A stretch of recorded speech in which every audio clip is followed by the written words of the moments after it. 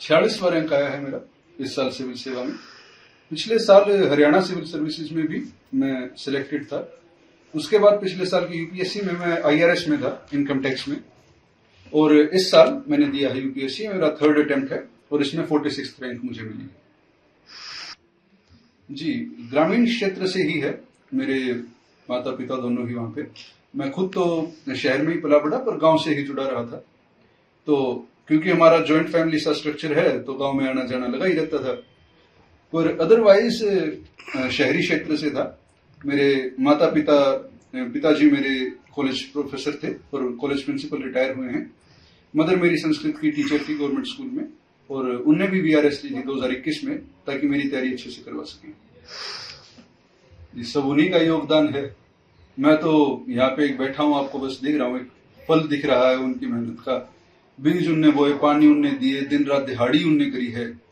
सब कुछ योगदान उन्हीं का है। मेरे से भी ज्यादा कर्मठ तरीके से वो डेडिकेटेड तरीके से लगे हुए थे, और आज शायद मेरे से भी ज्यादा चिंता थी उन्हें रिजल्ट से पहले और मेरे से ज्यादा खुशी रिजल्ट के बाद। योगदान, श्रेय सब कुछ उन्हीं का है। जी, मैंने बीए इन सोशल साइंसेज किया है Tata institute of social sciences से। उसके बाद एमए मेरा जेएनयू में हो गया था इंटरनेशनल रिलेशंस में, पर मैंने किया नहीं। मैं जैसा मेरी माँ से पूछा तो उन्हें कहा कि 2 नावों का सवार बनना उचित नहीं है।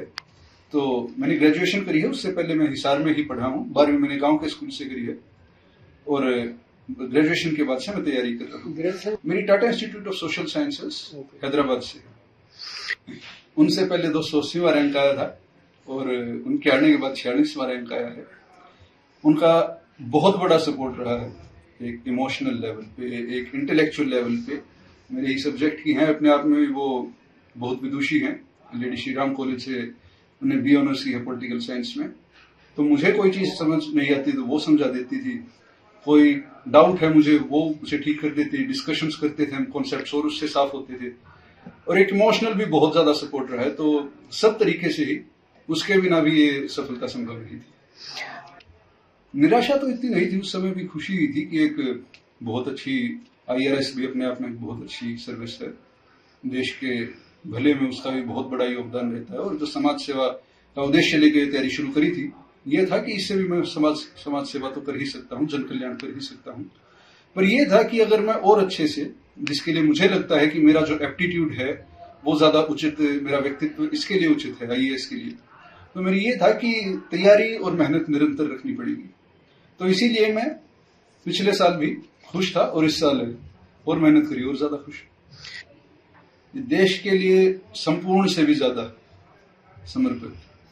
कि सत्यमेव जयते गाना काफी सुनता हूं मैं, तो उसके अंदर जो शब्द हैं कि काटो मुझे तो तू बहे, वो सुर्ख रंग हर धार का, देश के लिए इस लेवल का समर्पण होना चाहिए। मैं कहता हूं तभी आपको सिविल सेवा में आना चाहिए, क्योंकि जो पावर है, जो लोग आप में भरोसा करते हैं, जो सरकार ने आपको पावर दी है, आप इतना भला कर सकते हैं कि जिसका कोई अंत ही नहीं है।